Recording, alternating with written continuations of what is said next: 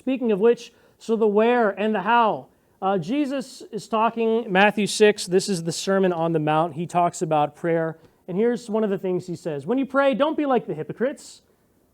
And who are the hypocrites? Well, they're people who love to pray, standing in the synagogue, standing in church, praying out loud on the street corners to be seen by others. Truly, I tell you, they have received their reward in full.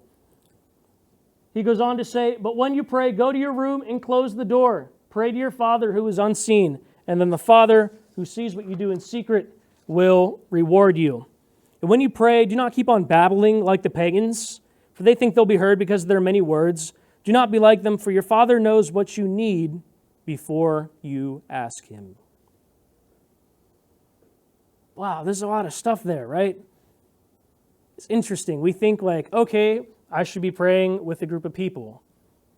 But it's good to check our hearts and say, like, are we praying just to be seen by other people? Or are we praying so that other people think, wow, like, look at Pastor Thomas. He's so good at prayer. I could never be as good as him. That's amazing. Like Pastor Thomas, I should be praying because I need to touch base with God about something going on or just talk to Him about my day. Jesus says we should be praying in secret. What that means, well, free from distraction. Not like half-heartedly praying while we're scrolling on our phones or talking to our friends, but actually take the time. Make it important that you are distraction-free when you're praying. Be in a place where you are distraction-free so that you can focus on talking to God. One of my favorite parables in the New Testament, in Luke 18, Jesus is talking. He tells this parable because there were some who were confident of their own righteousness and looked down on everyone else. Jesus told them this parable. 2 men went to the temple to pray, one a Pharisee, the other a tax collector. The Pharisee stood by himself and prayed, God, I am thankful that I'm not like other people, like robbers, evildoers, adulterers, or even like this tax collector standing beside me in church. I fast twice a week and I give 1/10 of all I get. So this guy is obviously very full of himself. He thinks that he's such a great person and that he's better than other people. In fact, he's thankful to God that he is better than other people.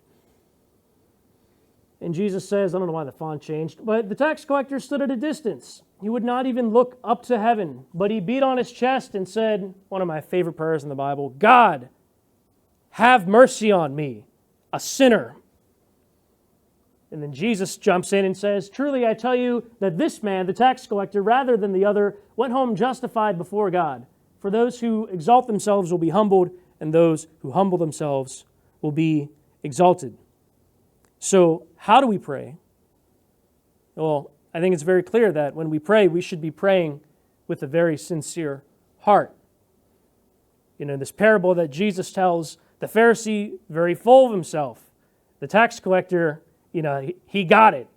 He's nothing compared to God. He was just a dirty, wretched, broken person, broken sinner who needed God's mercy. And so that's what he asks God for.